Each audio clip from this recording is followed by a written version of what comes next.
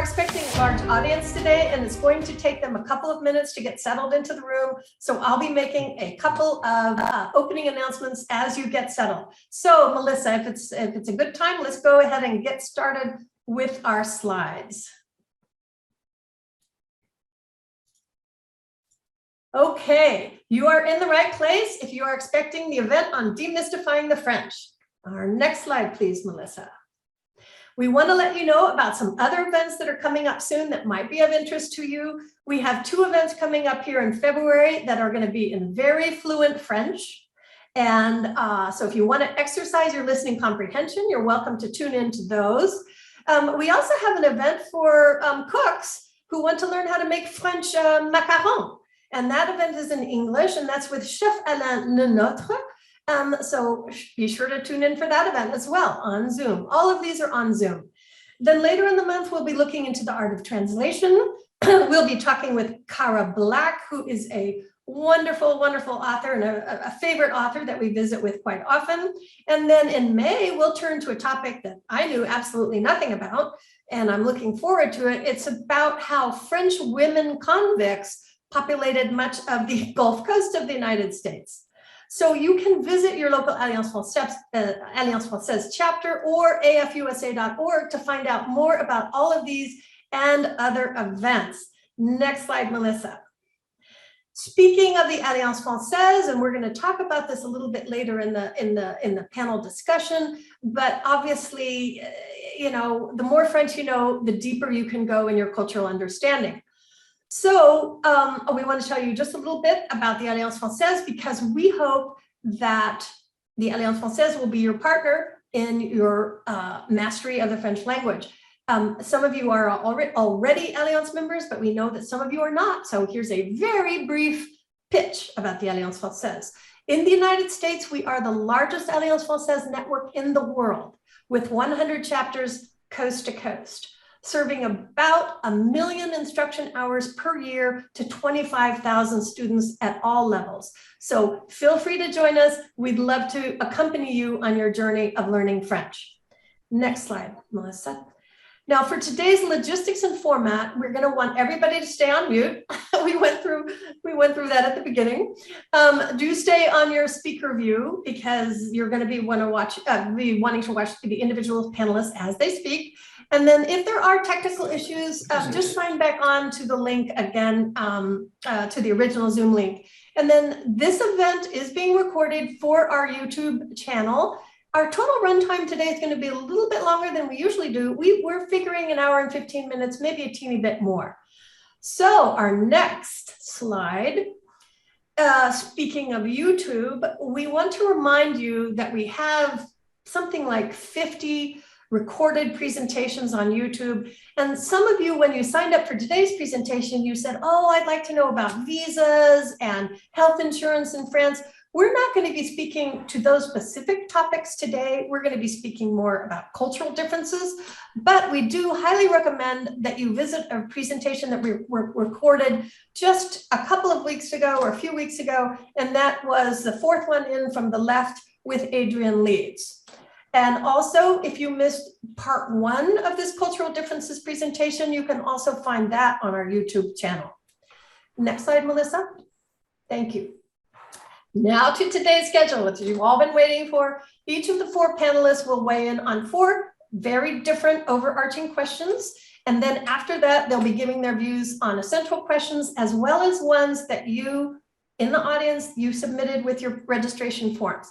We will then wrap up, because everyone has a very strong positive or negative opinion on Emily in Paris. We'll wrap up with a discussion on Emily in Paris. One teeny reminder, we will be talking in terms of cliches and generalizations about both cultures, but we're doing that for a good reason, and that is to arrive at a better understanding of the norms and expectations that are in place for the 2 cultures. So next slide, please. It's my great pleasure now to introduce our panelists, our 4 panelists, starting with Janet Holstrom, who is originally from Minnesota and who now splits her time between mainly France in the Champagne region and the United States. She is the author of Demystifying the French, and it's no coincidence that that's the name of our session today, because she is the mastermind behind today's event. She is a contributing writer to Bonjour Paris and many other publications that all of you Francophiles will be very familiar with. And she teaches also for 2 East Coast-based institutions in the United States. Our second panelist is Harriet Welty-Rochefort. Her most recent book is a fiction, Final Transgression. Prior to that, she had 3 books on French-American cultural differences on this theme that we're talking about today. She, like Janet, is also a teacher, formerly at Sciences Po Paris, and also a retired freelance journalist for many publications that I'm sure you're all familiar with. Harriet has the unique distinction today to have the qualifications of having been married to a Frenchman for 50 years and has raised her family in France, which makes her, well, unique.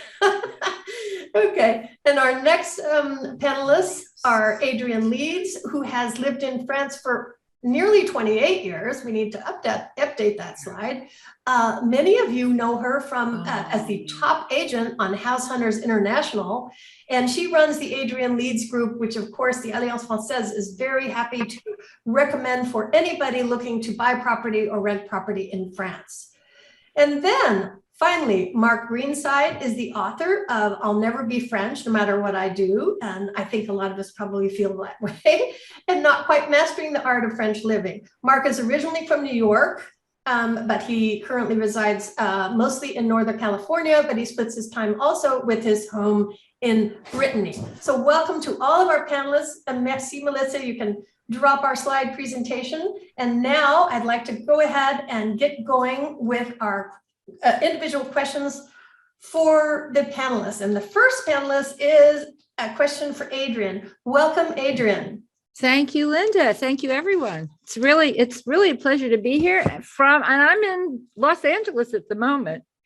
But but Adrian, mostly you spend your time in either Nice or Paris, right? Absolutely, full time, 100%. Well, great. Okay, so the question that you get, your dedicated question to kick off our discussion today is, you spend, Adrian, a lot of your time advising Americans who are coming to live in France about, a host of practical matters, which we've already alluded to.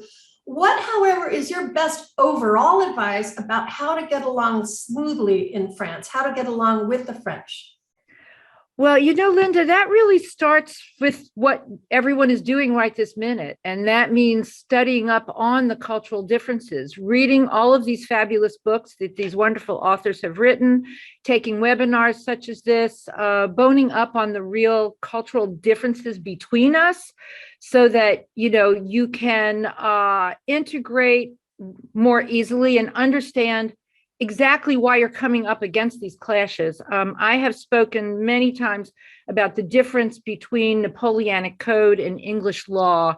And for me, this is the fundamental difference between our cultures. That English law, which is what the US is based on, has to do with, it was based on,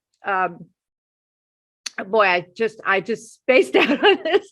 It's based on what is forbidden rather than allowed. Napoleonic Code is based on what's allowed. So when you take these two ideas, they are diametrically opposed on how they view life and law. And I think this is one significant thing that we all need to understand. The other thing is, of course, this is my perspective. I think you need to replace the word expectations with hopes. I think if you can do that in your life and change the idea of having an expectation, which only leads to disappointments, and turn that into a hope, then you're never going to be disappointed and you're going to experience all sorts of new and different things, but see them for what they are and not for what you expect them to be. I also think it's really important to take professional advice, just to get help and professional advice on everything, because we just can't understand and know everything ourselves. I also think it's important to learn how to live in the present. And this comes from Eckhart Tolle's theory of the power of now, to understand that our lives exist in this present moment. and that everything in the past is something we can't change. It's done, it's finished, it's over with. We can't live in that. And we can't live in the future because that never exists. It's only in our heads, the future. So people who are moving over to France, they set up all these fears about what's going to happen in their future, when really what they need to do is live in the present and take each day as it comes and deal with it as it happens. And so these are just some of the things that I talk to my clients about in order to make the transition smoother. But going back to Napoleonic Code versus English law, we learn how to see what we're not supposed to do, steal, kill, whatever, and then everything else is possible. So we think in a very open-minded way, out of the proverbial box. Whereas the French with Napoleonic Code have to follow the rules. They have to actually live by those rules that are set down for them, and they can't think outside of that proverbial box. And honestly, if we can get our head around that, we can maneuver just about any cultural clash we end up with. That's great. Thank you so much, Adrian. A lot of deep philosophy there for us to reflect on. Definitely. Our next question is for Mark. Mark, welcome to the program.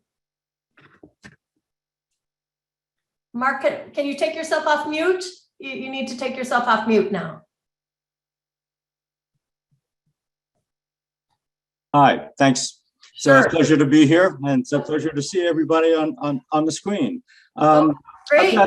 Let me go ahead and Mark, if it's okay, I'll feed you your question. Okay. It's been said that the French concept of friendship is a bit different than the American concept of friendship. In your experience, is that true? And if so, how is it different? Yeah, I think it is true, and I've got a list of several things that I think comprise the differences.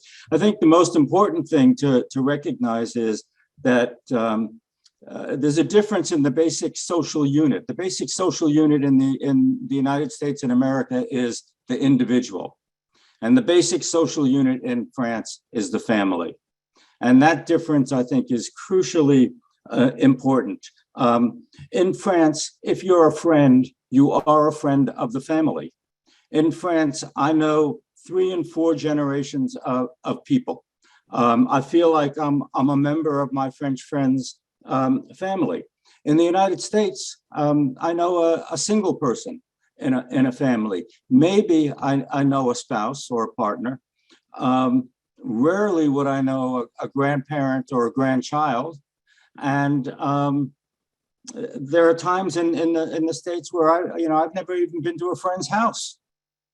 So there's a pretty big distinction there, I think. Also, in America, friendships are often situational. We have work friends, we have walking the lake friends, we have book group friends. We have friends based on the situations in which we know them. In France, if you're a friend, you're a friend. You're not a situational friend. You're a friend because of you. You have been seen, evaluated, accepted, and basically certified that, you are a friend. And it has a feeling of exclusivity to it that doesn't really have the same feeling in the States. In the US, I regularly check in with friends. Hey, how you doing? What's up? How you feeling? What you thinking? In France, friends don't check up on anybody. There are long gaps that I find between communication that, for me, used to American communication, is unnerving. You don't get a response to an email. You don't get a response to a letter. You don't get a response to a phone call. People contact you not to check in. They contact you when they have something they want to say, tell, or ask. There's a purpose for the conversation and the connection, not just sort of an automatic checking in.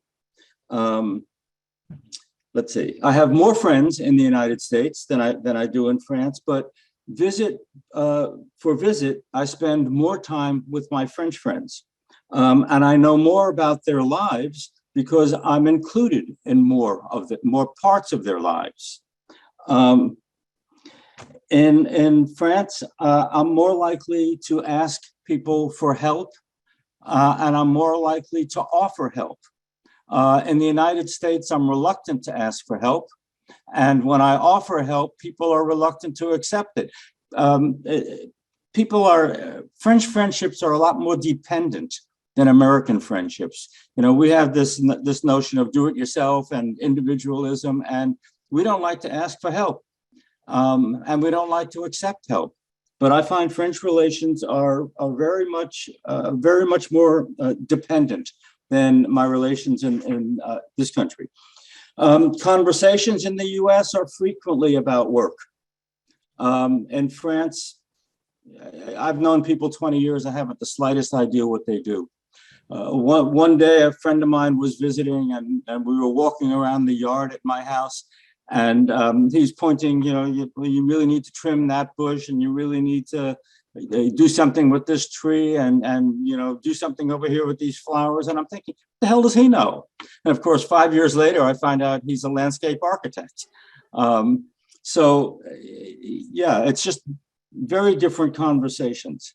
My French friends are much more demonstrative than my American friends.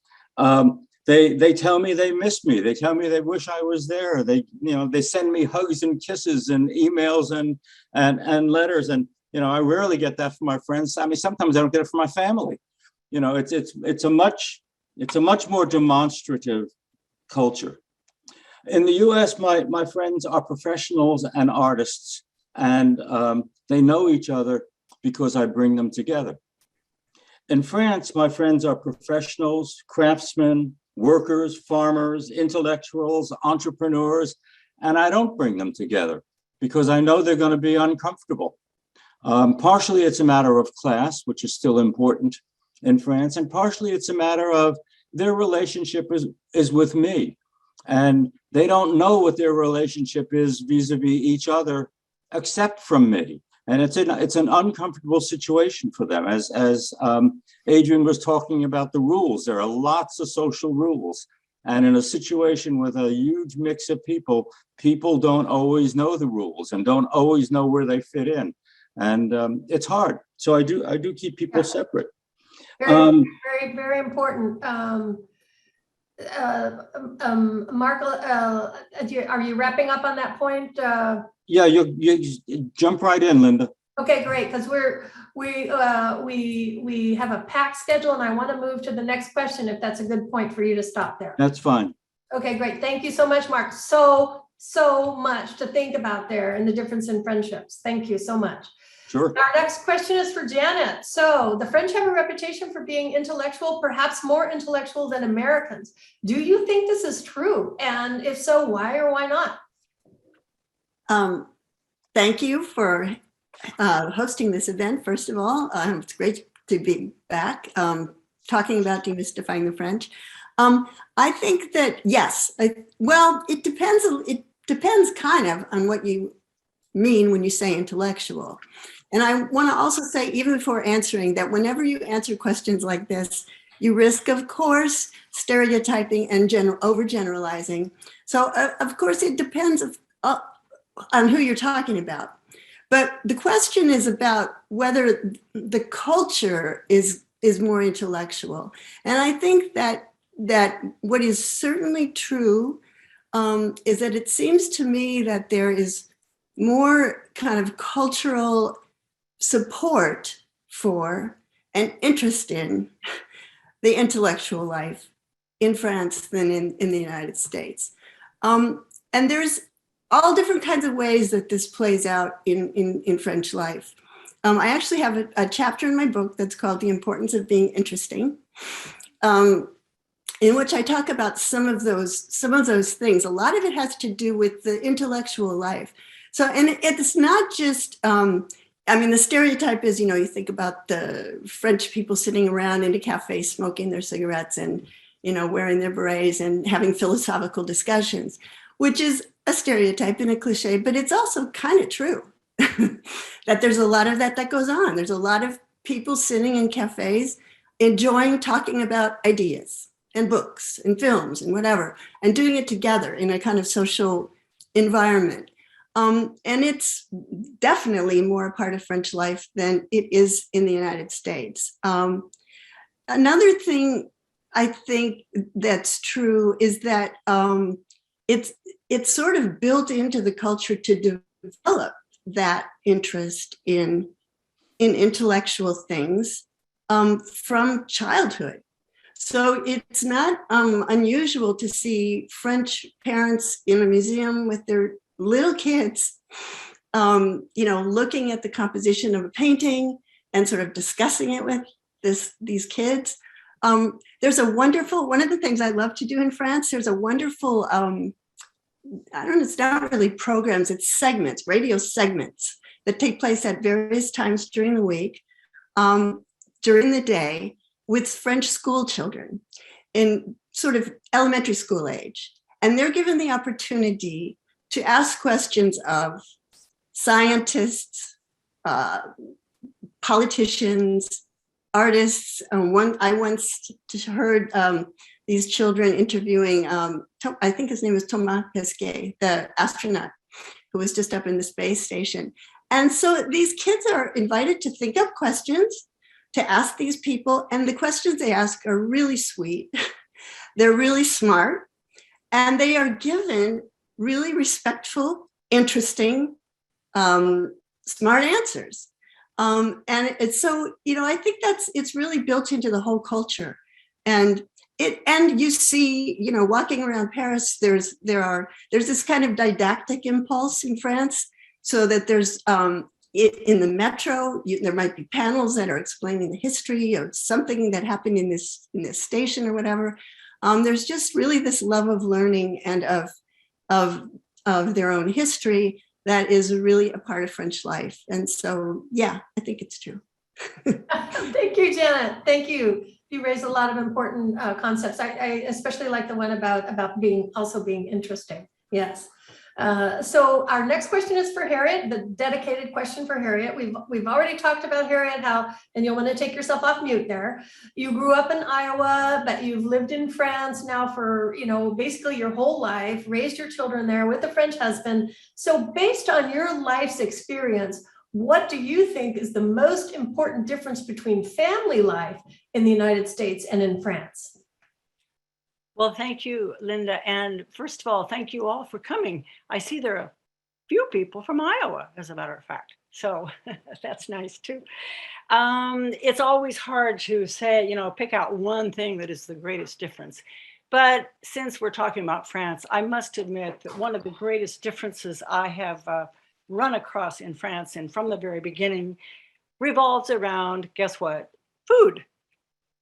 Not just food, but the attitude towards food, the table, how you act at the table, who goes to the table, what's going on at the table, blah, blah, blah.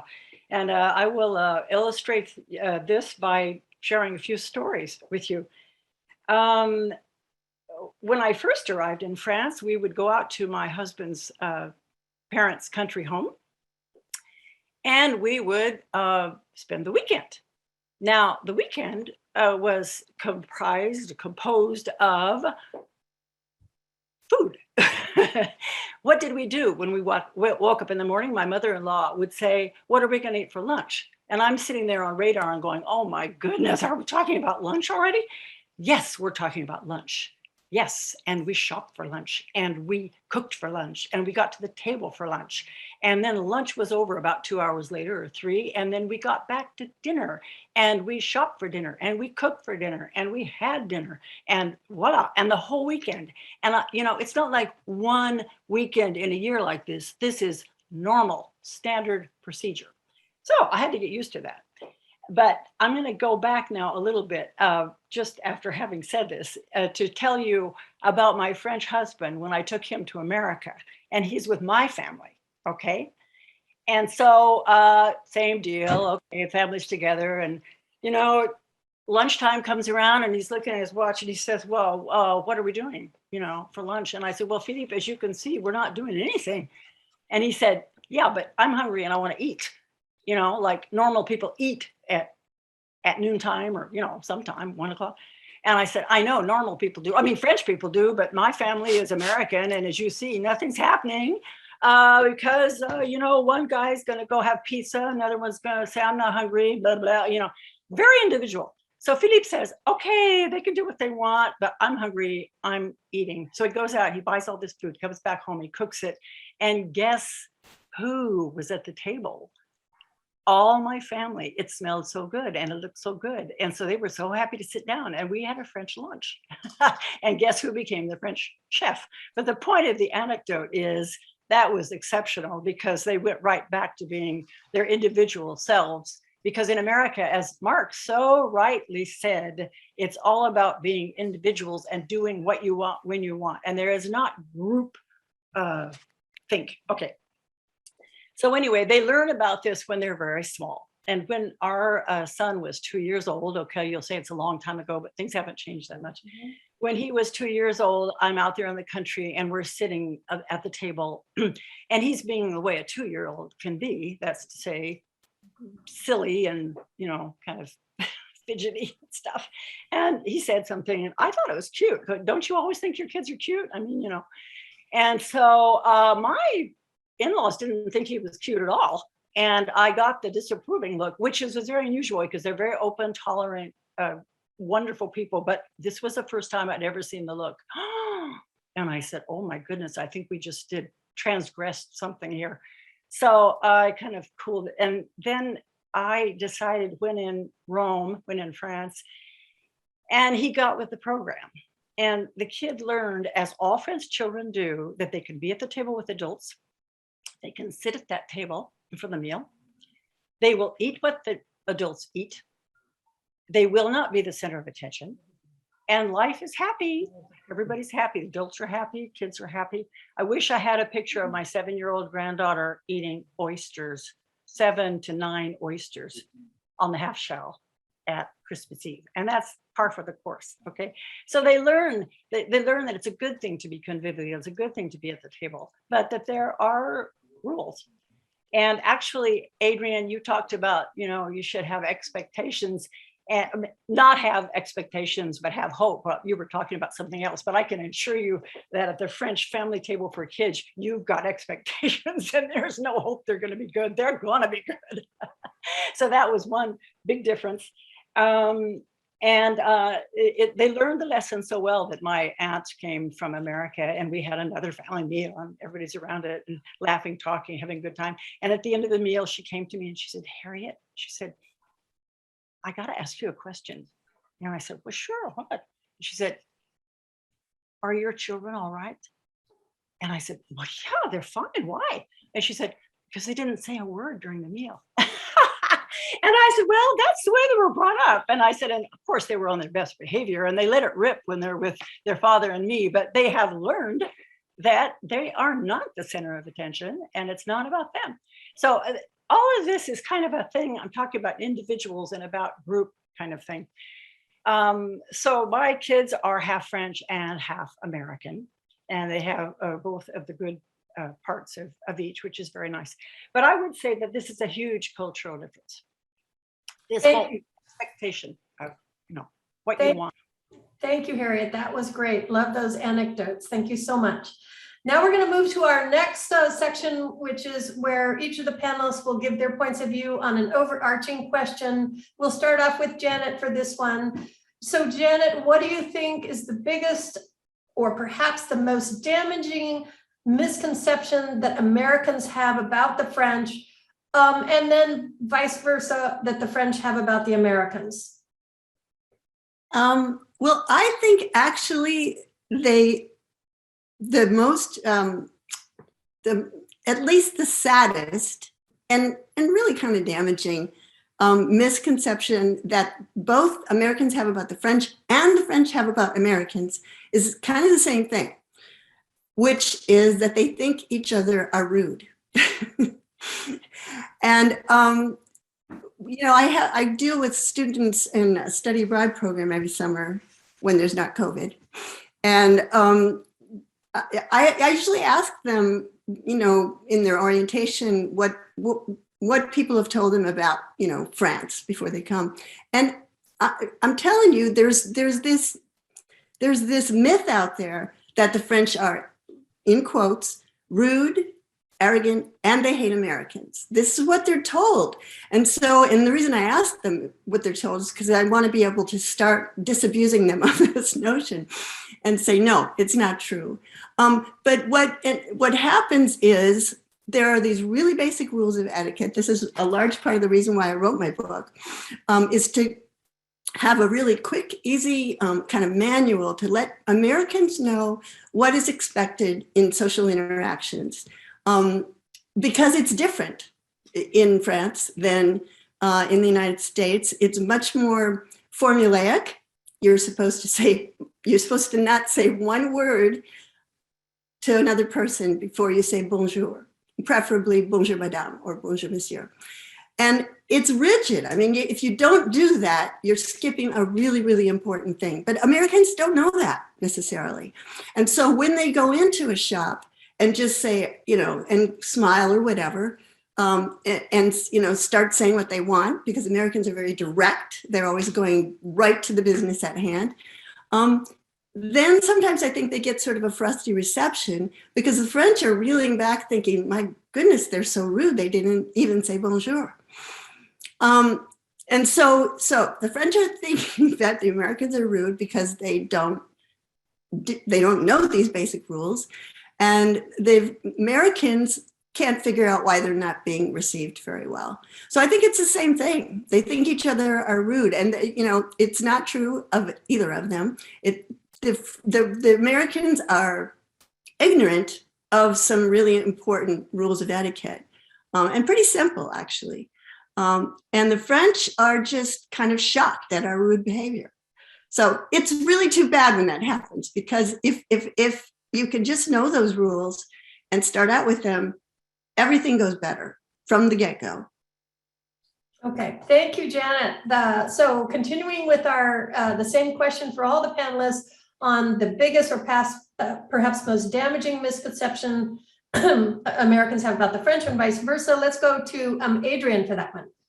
Well, I actually completely agree with Janet on the idea that they think each other is rude, but I'd like to add a couple of things, because I think Americans tend to see the French as arrogant and unfriendly, which I think is a big misconception.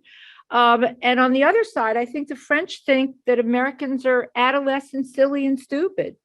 And there's actually some truth to both aspects of these conceptions or misconceptions, because Americans, we are adolescent. We are in an adolescent civilization compared to the French, who have many centuries, right, of tradition and history. And we are in some ways adolescent. And of course, we have these fabulously smiling faces because we're happy and open-minded. And so we sort of look to them silly and stupid, while they are not filled with all of their happy eyes and smiles, and so we think they're unfriendly.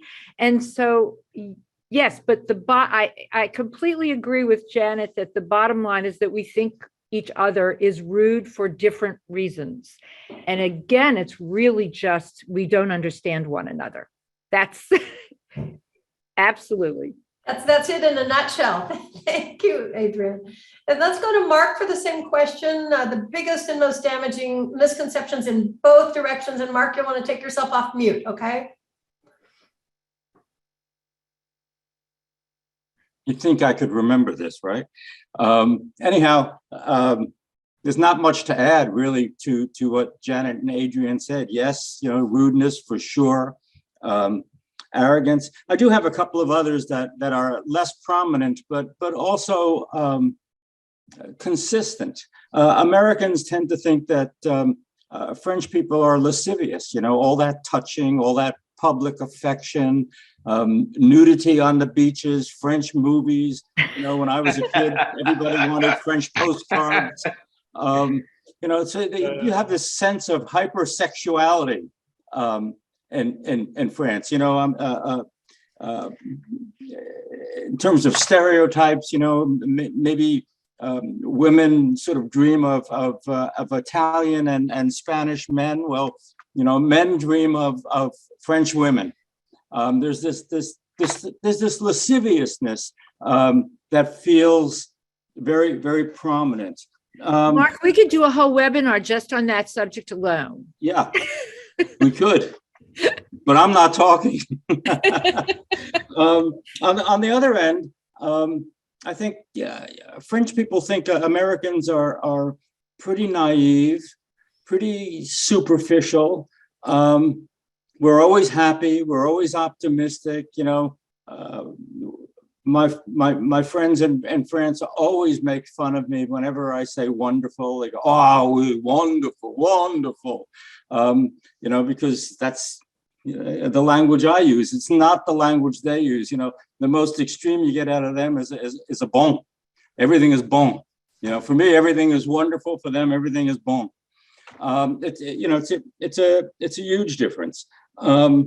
They also think that Americans are overly interested in money.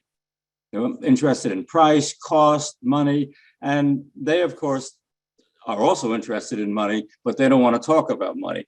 And they're more interested in what money can buy rather than in money itself.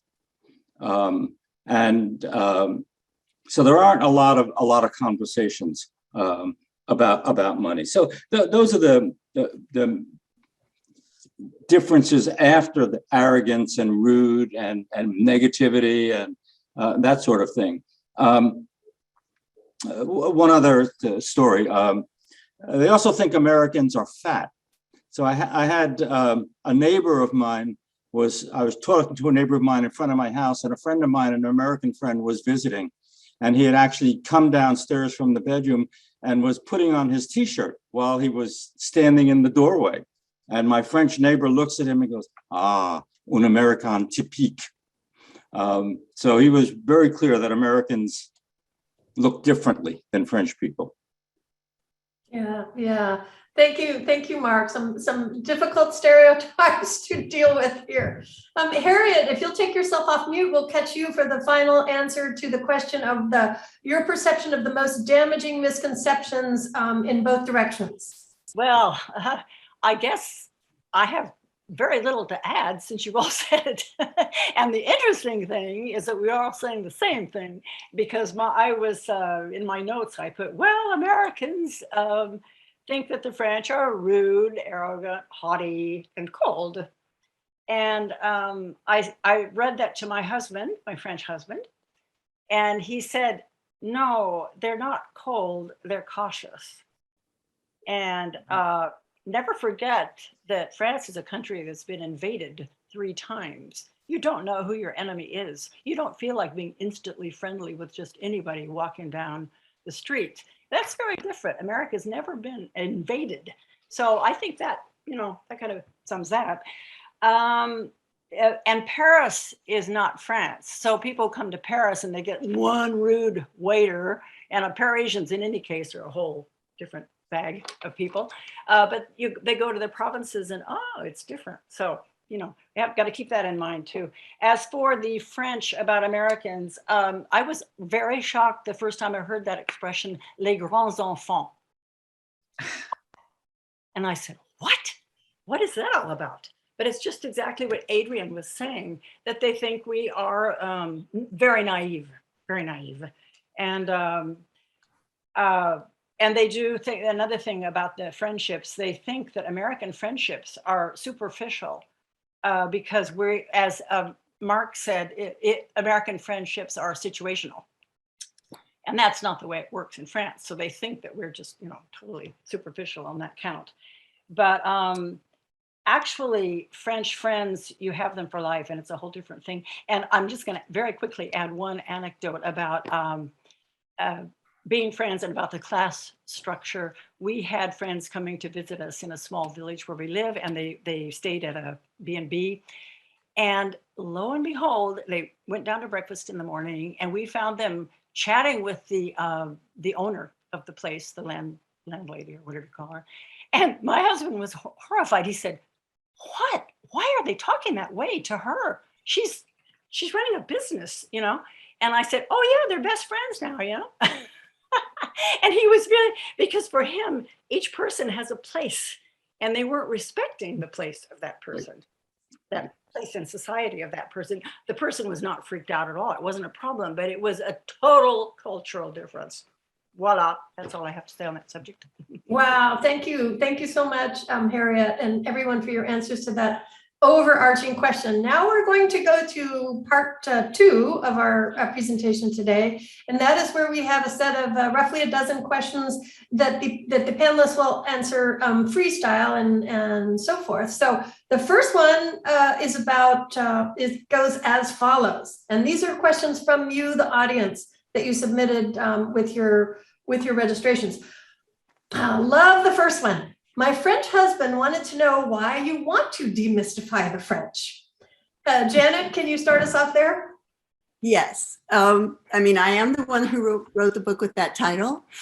And I think, the reason a lot of the reason I wrote the book is, as I said, because I really wanted to give Americans the information they need to know what's expected to be polite in France, and therefore to have a better time, and also to not shock every French person they come across.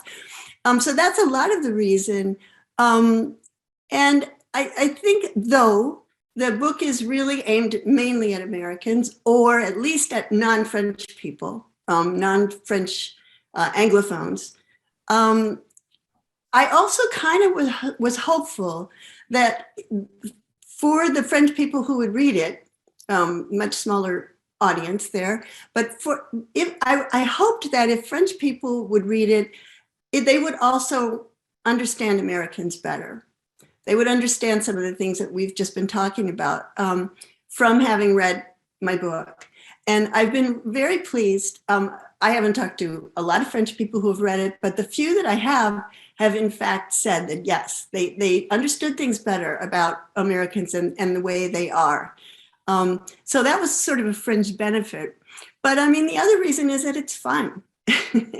It's fun trying to, understand each other and realize what all these differences are. I have an epigraph in the beginning of my book. It's a quote from Henry James, who was this 19th century American writer who spent lots of time thinking about cultural differences between Americans and Europeans in general, and also the French.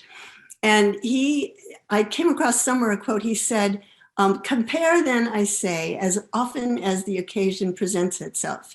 The process is both instructive and entertaining. And I think it is. I think you can learn from it. And I think it's also just plain fun. Janet, I have a question for you, though. Do you think the French are as curious about us as we are about them? Or are we just so open book and obvious that they don't need to demystify us? I don't know. That's an interesting question. I mean, I think that probably they aren't as interested in that. And actually, I've had people say, express the reservation that my book, the title of my book even, would be insulting to French people. But mostly, I've never encountered any French person to say, why do you want to, well, this question is about why did I do it? But I don't get the sense that it's a hostile question. I think that, they find it interesting. They find it interesting that we want to demystify them, and they're interested in what would be so mysterious about them. And yeah, I think probably they don't wonder as much about us because we're not, we're not mysterious. Yeah, we're not the same. Anyway. I saw the answer to this question. I perceived it as being much simpler, that the French person would not want to be demystified because then that risks making them less interesting. Well, there's that too. In fact, I thought about, I should have really said that, because it depends on what the sense of the question is. I mean, there is this appeal of the mysterious, and so it depends on what the French husband was wondering precisely. But anyway, well, it's all interesting. Yeah, I read your book and came up with that as an immediate reaction, having read that, I think, in your book. So maybe we could move on to question number 2, because we're going to try to make it through these 10 questions in I think 20 minutes. So our next question is from the audience is, what advice would you give a first-time traveler to France? What are the most important values, for example, that the French appreciate and expect from travelers? And Mark, can you start us off on that one? Sure. I think all you have to do is remember what your grandmother taught you. You know, you say thank you, please, hello, goodbye. You're polite. Politeness is extremely important in France. You speak as much French as you can. You try to speak French. You try to follow the rules, whether or not you know them. If you're smart, I think you'll be deferential. You'll certainly be appreciative of what you see, and definitely you ought to pay attention to your appearance and how you look. No casual Friday at certain events. It's very important to maintain comportment. And again, everything Grandma told you was right. Okay, thanks, Mark. How about the rest of you? Thoughts on this topic for first-time travelers? I'm sorry? Oh, how about the rest of you? Thoughts for first-time travelers? Harriet, you want to take yourself off mute. There you go. Muted. No, I just agree. I think that if, you don't have to be worried if you don't speak any French, but if you can speak at least a few words of French, just to say merci, bonjour, or anything, just to show that you're interested, that's important. As Mark said, politesse is very important in France. And anything you can do that shows that you're a polite person is important. So don't do that thing of rushing up to somebody and just asking a question. No, and let's remember to say s'il vous plaît. Right. Mhm. Constantly.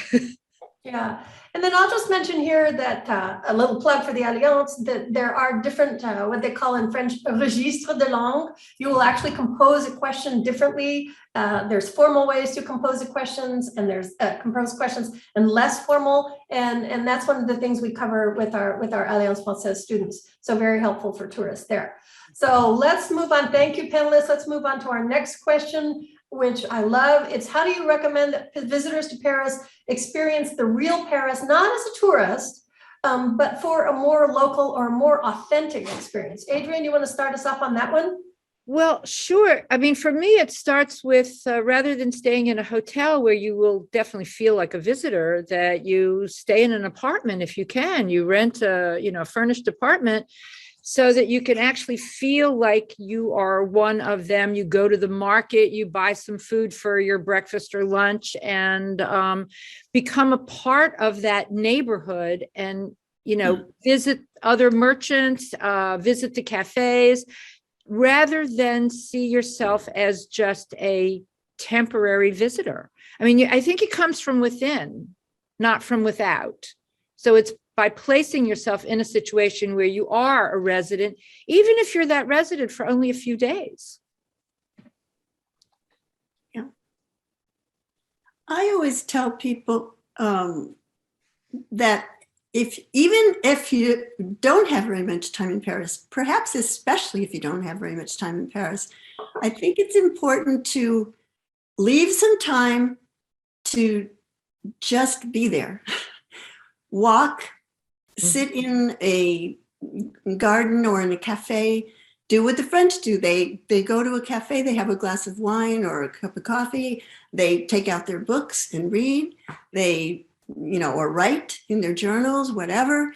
And so I think, to me, that is the most wonderful thing about being in Paris, is to be able to do that, to be in a public place, surrounded by people, and just in your own private space at the same time, but to be surrounded by people.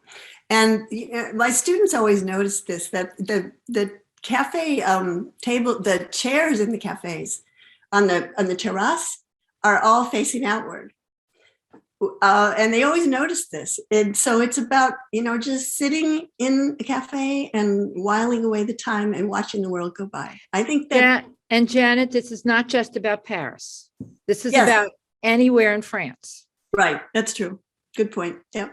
Yeah, because we tend to get Paris centric, but there is a lot of other country, and living not in your bubble, communing is really part of it, and just being out, sitting among the other French, Parisians, whatever, and just soaking it in and not running from the museum, from one museum to another, and just experiencing life as it is. Agree. Right.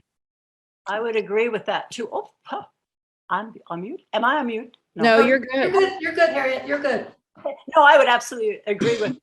Was what I would have said too. I would say that while they're sitting in the local cafe, that cafe doesn't need to be near the Eiffel Tower. You can go to a city, and once you've hit the high spots, you can walk off into some unknown neighborhood. Paris is a safe city, and you will discover things that you would never have imagined.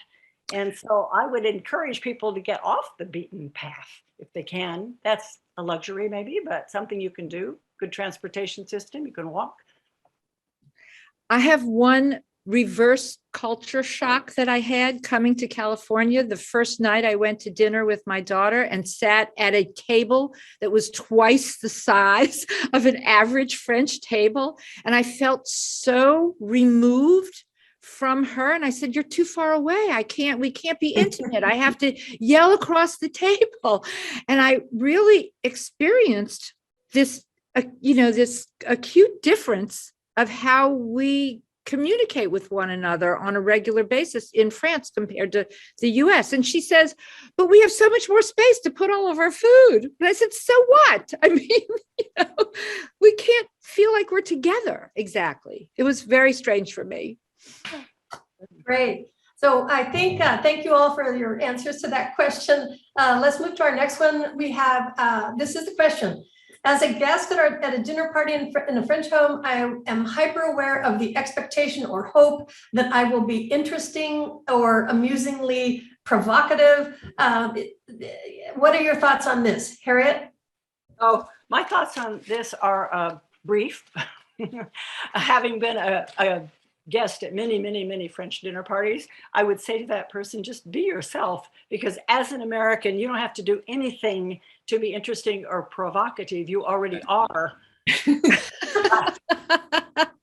time I open my mouth, I speak fluent French, but I can assure you, every time I open my mouth with my American accent, which I retained because I never got the U's and the R's perfect, people just, it's just like they can't believe that I'm real. The person doesn't have to do anything, she's American, this is just wonderful. The other day in the store, there's this vigile, this guard, and I walked up to him and I asked him a question, and he looked at me and he just stared at me. And I said, "Good Lord, what did I do wrong?" And he stared at me, he said, "Your accent." He says, "Where are you from?" And that day I decided to lie. And he said, "Oh, you're English?" And I said, yes, I'm English. And he was very happy with that, and I walked off. But the point is that if you've got an accent, you are already just so interesting and so different. And if you've been here as long as I have, you end up lying. Oh, that is a wonderful, wonderful answer. If any of the other panelists have questions, have points to make on that one, if not, then we'll move on to the next one. We've got so many good questions here. The next one is I would be interested in knowing how French people are for neighbors and how they might differ from Americans. For example, can I knock on someone's door and borrow a cup of sugar? Mark, can you lead us off on that one? Sure. I mean, one of the surprising things for me was there is not a rule about being a good neighbor. I've had neighbors who lived next door to me for years who I've never spoken to. And I've had neighbors next to me who I know quite well, and we've become friends, and I feel like a member of the family. One of my neighbors, the first contact with him was, and this was within a month after I bought the house and was there, it came over and knocked on the door and proceeded to tell me that he had the right to have me cut my trees down. And he was very aware of his rights. And I think French people are very aware of their rights. And he had no compunction about telling me what I was required to do, what he had the authority to do. And he wasn't going to sugarcoat anything for me. He wasn't going to sort of soften it and sort of ease into the topic. He knocked on the door for a reason, and he explained what he wanted, and it was all, very clear. One time I came, this was the first summer I was there. One time I came and there was a yellow marker all across my trees at 6 foot height. These were 30-foot tall cypress trees, a whole row of about 40 of them. And he had a long line of fluorescent yellow paint along the tree trunks at 6 feet height, basically telling me this is what's going to happen. And again, he wasn't going to ease me into anything. Here in the States, if you're going to do something that affects your neighbor, you sort of try to get them on your side. You sort of warm them up to the topic. You try not to make an enemy with them. Didn't matter there at all. He had the right to do it. And if he pulled the plug, he was going to do it. As it is, we worked something out, which I wrote about in my first book. I became a New Yorker from my California days, and threatened him in a way he couldn't refuse to accept. So I kept most of the trees. Can I add something? Sure. Sidonie, I'm a Parisian, and I love Mark's book. He knows that. I want to say that concerning the neighbors, it's two different things, whether you're in Paris or the rest of France. That's one thing. I've always lived in Paris, and I've never known my neighbors beyond bonjour. That's usually the only thing, the only exchange we had. But it got to a point that people get so fed up with that they started doing a community fest, which is called, La Fête des Voisins, which means that in your building, you're supposed to meet everyone, maybe in the courtyard or on the sidewalk if there's no courtyard. And you're supposed to interact with every floor, every neighbors that you've never met, that sometimes you've never even seen, and talk it through. And this has worked wonderful for a lot of people, especially in Paris. I'm sure this was done all over France, but I don't have the experience of the rest. Because in Paris, everybody lives in a building, right? So that's, it's different if you live in a house in Brittany and you're, isolated or whatever. You have to actually walk to your neighbor and make the effort. But in Paris, in your building, you would assume it's nice to know everybody from top to bottom. Mm-hmm. And then it came out wonderful things from that. And then there was the street voisin.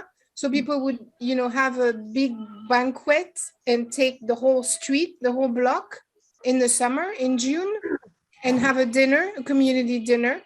And everybody was so helpful. And I don't know why nobody has thought of that before. This is only in the last 10 or 12 years, I would say, and it's working wonderful. And now it's very easy to go ask for that cup of sugar, or to ask. I've had people say, oh, can you take my dog for the day because I'm going away for the day? So any kind of things that would never have happened. But this is almost took, I'm not going to say a government intervention because that's too much, but it took an effort of someone. I don't even know who started that idea. It was a government intervention. Was it? We had a fête des voisins in my building almost about 20 years ago. I made a big bowl of fried chicken wings. The French didn't know what to do with that at all. It was absolutely hilarious, and we had a blast. Okay, it was so much fun. But that was the first and last time. Hasn't happened since. Haven't said more than bonjour, madame, bonjour, monsieur to anyone ever since. Oh, yeah. Okay. And you know what, Adrian and Sidonie, thank you, Sidonie, for that comment. We're going to move because we just have barely enough time to finish two other questions before we open it up for Emily in Paris that we're all waiting for. So let's go ahead and tackle a question with Janet, which is how easy is it for a willing American, and this is kind of related to the previous question, how easy is it for a willing American to become integrated into a French community? Janet, why don't you start us off? Thank you.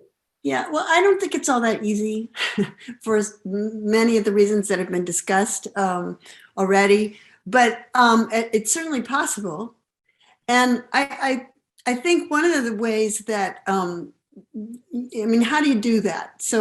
So I think one of the ways is you find activities that you enjoy doing, and that there are ways to do with others in your community. I live in a small French village, and in this village has a very active hiking club, for example, and they have all these frequent hikes. And so that for me is a really good way, because I love walking, to get to know more people than I would otherwise, just in my daily, going around.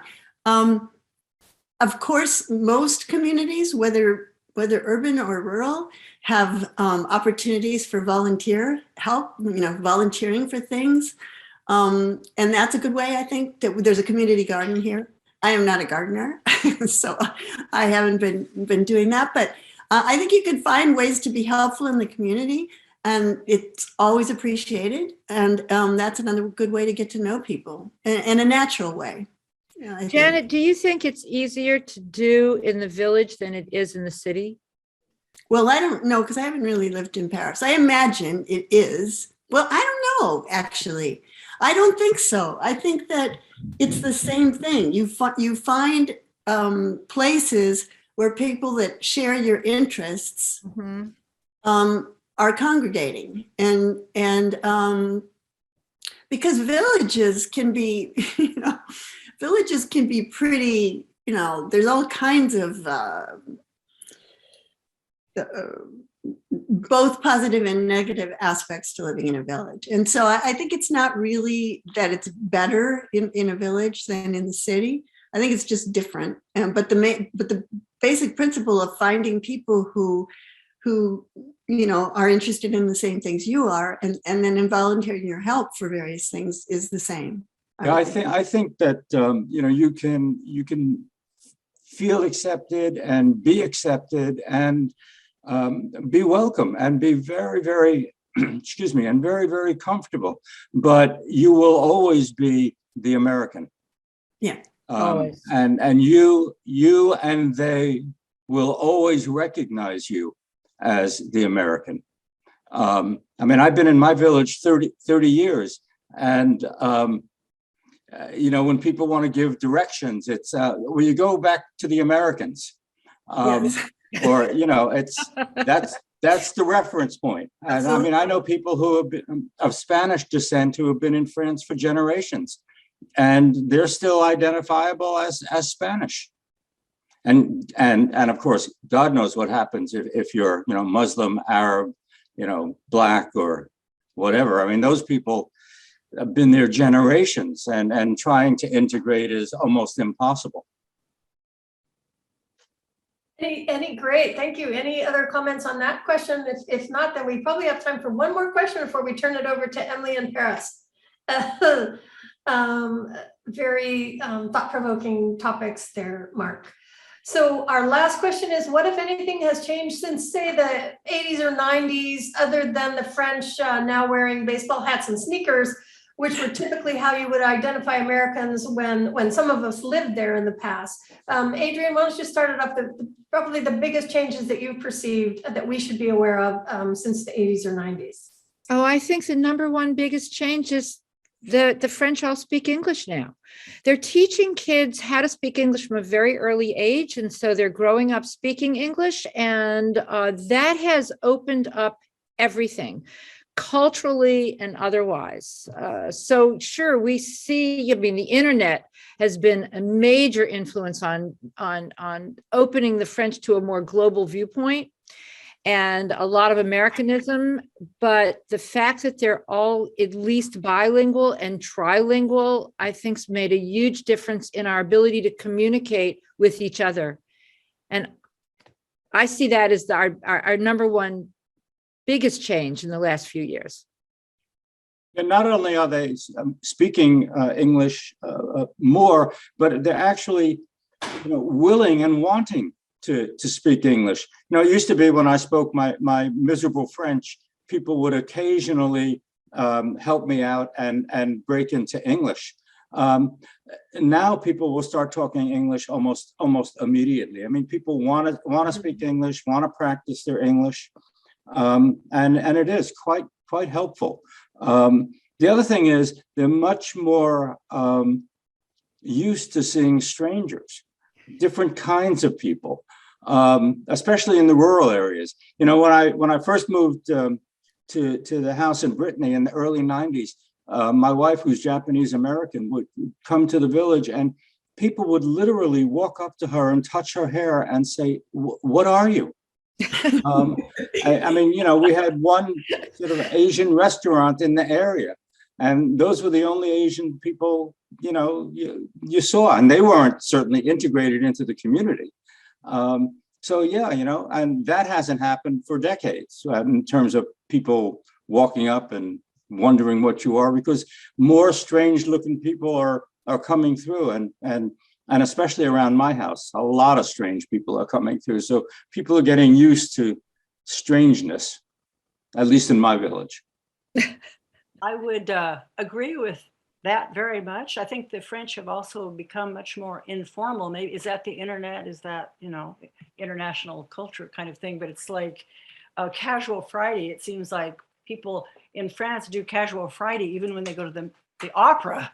I mean, they used to get dressed up to go to the opera. And now you see people in horrible attire and jeans and sweatshirts. And so that's one thing. Another thing is hamburgers all over the place. I remember when I first came to France, there were no hamburger buns at the supermarket. Nobody knew what a hamburger was. I had to assemble it, and I threw a party, and nobody knew what to do. So I had to explain how to eat this thing. Not anymore. I mean, and the French have really got off on this. I mean, boy, every kind of hamburger you want, sophisticated hamburgers, ordinary hamburger, whatever. Anyway, Harriet, 1 out of every 2 sandwiches sold in France is a hamburger. I'm not surprised. And also, one thing you see that is really has changed from the 90s is that people now are, the meals are destructured. Remember how I told you in the country we eat twice a day, regular meals? This still goes on in many families, but you see people at all times of the day now, like you do in the States. Sometimes my husband would say to me, we walk down the street in France and it's 4 o'clock, and he said, "Well, what meal are they on?" I said, oh. But now, you do see French people eating nachos at, okay, still the heure d'apéritif, but, this is something you didn't see before. So destructured meals, and everything's less formal, and a lot of things have changed in France. And one last comment. There's a lot of the really chic thing for a French person to do is to put English words into his or her French. Oh, yes. Yes, you can't hardly listen to a speech by Macron without every other word is le marketing, le business, etc. Right. Yeah. Thank you, all of you, for your answers to that question and to all the questions. And someone in the chat suggested that we want to thank you, and I do want to thank you for all of the insights that you provided. And that was from somebody who has been living in France for 5 years now. And that person has learned a lot from the discussion and the insights that you all have shared. We can move on now to Emily in Paris. And I think the question that we got from one of the audience is, I couldn't get more than a few minutes into Emily in Paris before I got mad about how inaccurate it was.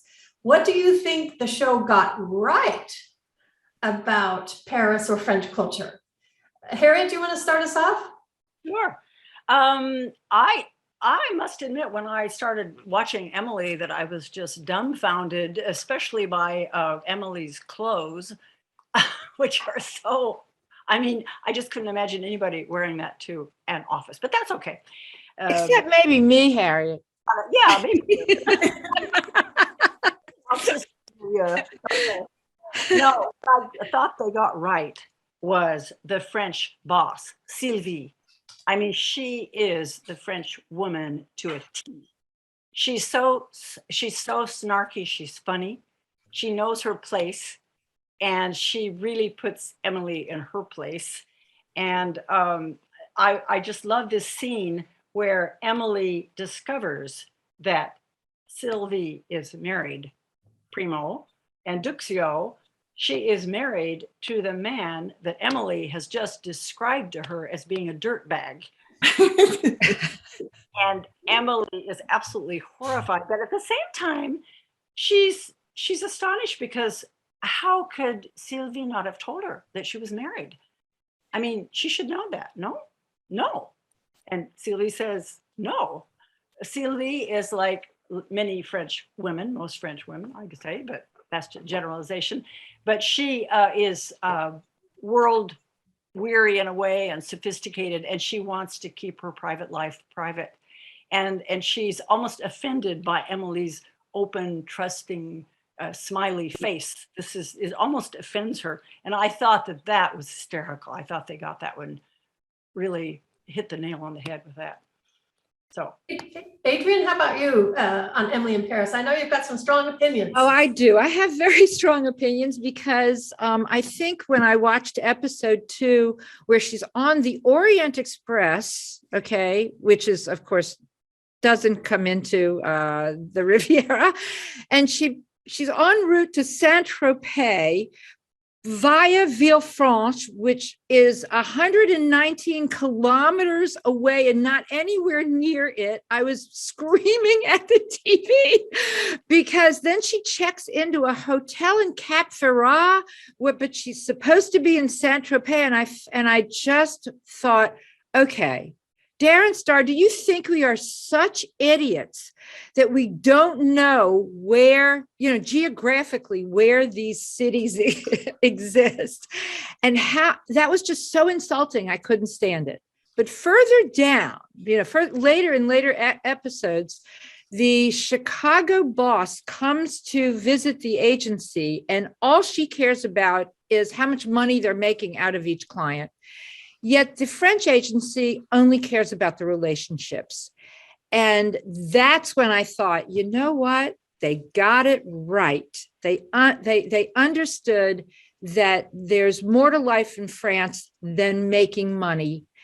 And that difference in our cultural aspects was, I thought they got that really right. So, okay, they redeemed themselves further down in the show. But I also agree with Harriet that the wardrobe was completely and absolutely not just ridiculous from every level, and that maybe it was fun to look at, but not in context. I think a lot of us Americans enjoyed watching Emily in Paris, even though there were some things we didn't agree with it, just because of the beautiful filmography around Paris, and then also Villefranche and so forth. The scenery.